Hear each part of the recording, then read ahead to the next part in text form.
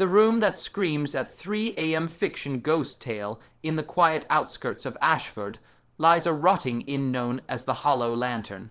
Its sign swings in the wind, squealing on rusty hinges, and its windows are always dark, except for the one in room 6. Locals say room 6 is cursed. No one stays in it twice. And anyone who does sleep their leaves with something missing, sometimes a piece of their memory, sometimes their voice, and sometimes their life.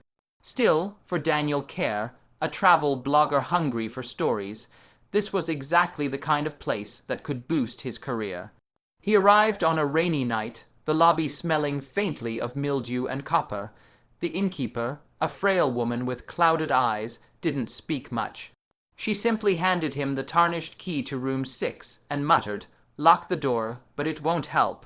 The room was small, with faded floral wallpaper and a single bed under a crooked window. A grandfather clock in the hallway ticked loudly, each second feeling like it was drawing him towards something inevitable. He wrote for a while, then fell asleep around midnight. 3:00 a.m. The scream shattered the silence. It wasn't human, not entirely. It was high, pitched, ragged, and impossibly loud, as if it was coming from inside the walls. Daniel shot upright, heart pounding. The sound was followed by frantic thuds, like fingernails scratching and fists pounding from the other side of the plaster. Then a whisper, right beside his ear, "Get out before it finds your name." He scrambled to the door, fumbling with the lock. But the key wouldn't turn, it felt wet. He yanked his hand back and saw his fingers dripping with something dark. Blood. The screaming rose again, the pitch so high it made his teeth ache. From the corner of the room, the wallpaper began to bulge, as if something behind it was pushing through. A pale, eyeless face pressed against the paper, mouth opening impossibly wide. Daniel didn't think. He smashed the window and leapt out into the rain, cutting his arm on the glass. The innkeeper found him in the mud outside at dawn. She didn't ask questions, just took back the key. "It never lets you keep it," she said. Weeks later, Daniel looked through his travel photos and found one he hadn't taken. It was his bed in room 6, and lying in it was him, sleeping. People think haunted rooms creak, whisper, maybe rattle the windows. Mine screams. It began on my first night in the old boarding house. The landlady, a quiet, pale woman with eyes that seemed to avoid mine, had rented me the attic for cheap. Too cheap. The first 2 nights were silent, save for the wind whining through the loose shingles, but on the third night, at exactly 3:00 a.m., the air changed. First came the cold, not the kind that creeps in slowly, but a sudden drop so sharp my breath fogged instantly.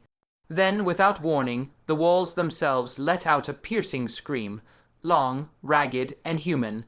It wasn't from outside. It wasn't in my head. It was inside the room, the plaster vibrating, the sound crawling right into my bones. When it stopped, the silence was worse. I lay there, frozen, staring at the shadows pooling in the corners. Something about them was wrong, too dark, too deep, as if they were holes to somewhere else. I told the landlady the next morning. She simply said, "Don't be awake at that time." Her voice was flat, like she'd said it before. The following night, I tried to stay up and wait. At 2:59, the temperature plummeted. At 3:00, the scream tore through the room again. This time, I noticed something. The shadows moved. They swelled and reached toward the bed. The scream didn't stop. It grew louder, until it felt like the sound was pushing me out of reality. My vision blurred, my ears ached, and I swear I could see a face in the wall. Mouth stretched too wide, eyes milky and unblinking. Then blackness. I woke up on the floor at sunrise.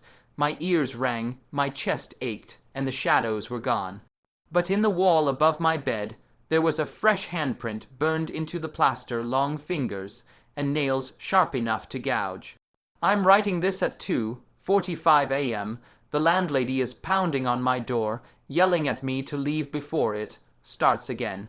But I think I'll stay. I need to know what happens if I let the scream finish.